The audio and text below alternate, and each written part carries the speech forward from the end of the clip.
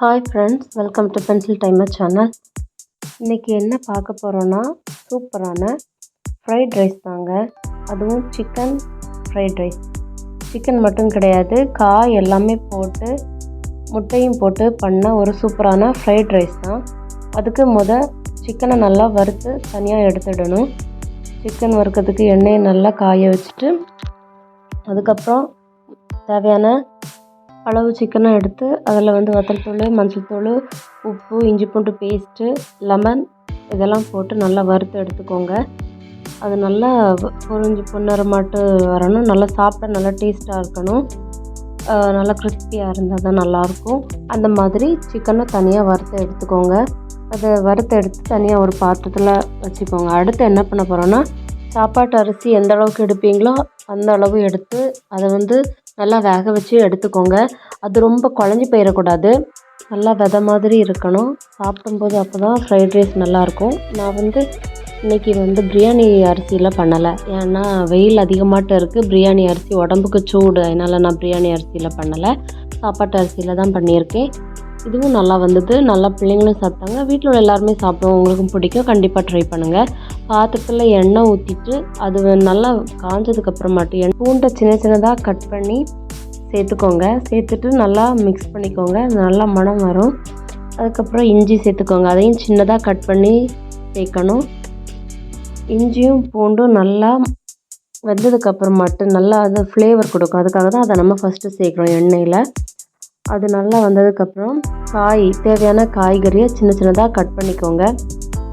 நான் இன்றைக்கி carrot, beans, பட்டாணி சேர்த்துருக்கேன். அப்புறம் எக்கு, அப்புறம் கடைசியாட்டு சேர்க்கணும். ஓகேவா? அப்போ தான் நல்லாயிருக்கும். இந்த மாதிரி நல்லா ஃப்ரை பண்ணி எடுத்துக்கோங்க. சாப்பிடக்கு ரொம்ப நல்லாயிருக்கும். ஹெல்த்தியும் கூட. மிஸ் பண்ணாதீங்க ஃப்ரெண்ட்ஸ். கண்டிப்பாக ட்ரை பண்ணுங்கள். வீட்டில் ஆல்ரெடி பண்ணியிருந்தீங்கன்னா இந்த மாதிரி சாப்பாட்டு அரிசியில் கூட பண்ணி பாருங்கள். முக்கியமாட்டு என்னோடய சேனலை லைக் பண்ணுங்கள், ஷேர் பண்ணுங்கள். உங்கள் ஃப்ரெண்ட்ஸுக்கு கூட ஷேர் பண்ணி சப்ஸ்கிரைப் பண்ணுங்கள் ஃப்ரெண்ட்ஸ். அப்போ தான் என்னோடய அடுத்தடுத்த வீடியோ உங்களுக்கு வரும். காய் எல்லாமே ரொம்ப நல்லா வேகணும் அப்படின்னு இல்லை. நல்லா கடிக்கிறதுக்கு கொஞ்சம் கிறிஸ்பியாக இருக்கிற மாதிரி அப்படி இருந்தால் போதும். அப்போ தான் நல்லாயிருக்கும். அந்த ஃப்ரைட் ரைஸில் ரொம்ப மசிஞ்சு போயிடக்கூடாது காய். அதை பார்த்துக்கோங்க.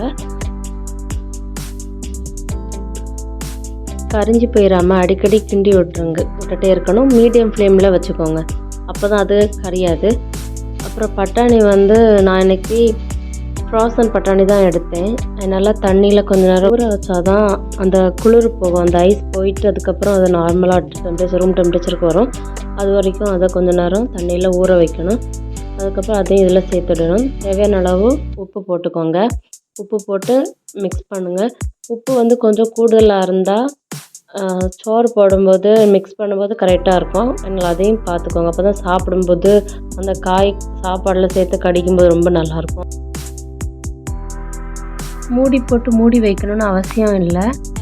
ஏன்னா மூடி போட்டால் நல்லா மசிஞ்சு போயிடும். அதனால் மூடி போடாமலே இந்த மாதிரி ஓப்பன்லேயே வேக வைங்கன்னு ஃப்ரெண்ட்ஸ். லோ ஃப்ளேம்லேயே வைங்க. அப்புறம் காய் ரெடி ஆனதுக்கப்புறமாட்டு எக்கு சேர்க்கணும், முட்டை சேர்க்கணும். நான் 3 முட்டை எடுத்திருக்கேன். உங்களுக்கு எந்த அளவுக்கு வேணுமோ தேவையான அளவு பார்த்து எடுத்துக்கோங்க. அதை அப்படியே உடச்சி ஊற்றுங்க. இந்த மாதிரி பண்ணும்போது அடுப்பை கொஞ்சம் கூட்டியே வச்சுருங்க.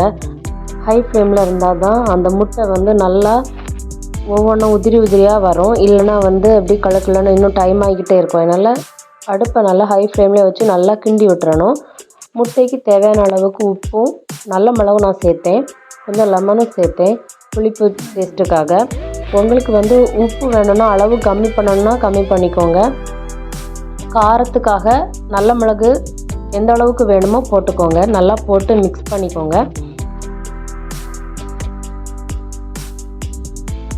காய்கறியும் முட்டையும் ரெடி ஆனதுக்கப்புறம் அதில் நம்ம ஆல்ரெடி ஃப்ரை பண்ணி வச்சுருந்த சிக்கனை சேர்த்துக்கோங்க. சேர்த்து நல்லா மிக்ஸ் பண்ணிவிட்டு அது கொஞ்சம் நேரம் ஒரு 2 மினிட்ஸ் போல் விட்டுட்டு அதுக்கப்புறம் ஏற்கனவே நம்ம சோறு வடித்து வச்சுருந்தோம்ல அந்த சாப்பாட்டு அரிசியை ரைஸை இதில் சேர்த்துக்கோங்க. கொஞ்சமாக சேர்த்து அதை மிக்ஸ் பண்ணணும். ஏற்கனவே சோறு நல்லா உதிரியாட்டு இருக்கிறதுனால அது குழஞ்சி போகாது. ரொம்ப குழஞ்ச சோறாட்டு இருந்ததுன்னா அது கண்டிப்பாக அந்த மாதிரி உதிரியாட்டு வராது. அதனால் நீங்கள் அந்த பதம் பார்த்து நீங்கள் வடிச்சுக்கோங்க. தேவையான அளவு உப்பு சேர்த்துக்கோங்க. அப்போ தான், ஏன்னா ரைஸில் உப்பு போட்டிங்கன்னா பிரச்சனை இல்லை. நான் ரைஸில் உப்பு போடாதனால தான் இன்னும் கொஞ்சம் உப்பு சேர்க்க வேண்டியதாக இருந்தது. போட்டு நல்லா மிக்ஸ் பண்ணிக்கோங்க. உண்மையிலே நல்லா டேஸ்ட்டாக இருந்தது இது.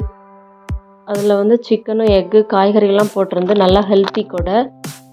கொஞ்ச நேரம் அப்படி மூடி வச்சுருங்க, அந்த ஃப்ளேவர் உள்ளாடி இறங்கும். இப்போ அடுப்பை ஆஃப் பண்ணாலும் பிரச்சனை இல்லை, ஏன்னா ஏற்கனவே அந்த எனக்கு சூடு இருக்கிறதுனால நான் வந்து ஆஃப் பண்ணிட்டேன். உங்களுக்கு வந்து லோ ஃப்ளேம்லேயே வச்சு ஒரு 2 மினிட்ஸ் போல் அப்படியே விட்டுருங்க. அதுக்கப்புறம் அதை ஓப்பன் பண்ணி பாருங்கள், சூப்பராக ரெடி ஆகிட்டு. ரைஸில் அதை இன்னும் கொஞ்சம் மிக்ஸ் பண்ணி விட்டுட்டு அப்புறம் வந்து சர்வ் பண்ண வேண்டியதாங்க. நல்லாயிருக்கும், உங்களுக்கும் பிடிக்கும். மறக்காமல் பென்சில் டைமர் சேனலை லைக் பண்ணுங்கள் ஃப்ரெண்ட்ஸ். உங்கள் ஃப்ரெண்ட்ஸ்க்கும் ஷேர் பண்ணுங்கள். சப்ஸ்கிரைப் பண்ண மறந்துடாதீங்க. சூப்பரான fried rice, chicken fried rice ready ஆகிட்டு.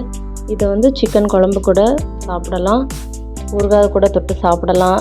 சிலவங்களுக்கு வந்து டொமேட்டோ கெச்சப் கூட சாப்பிட்றது பிடிக்கும், அது கூடயும் ட்ரை பண்ணலாம். தேங்க்யூ ஃப்ரெண்ட்ஸ், பாய்.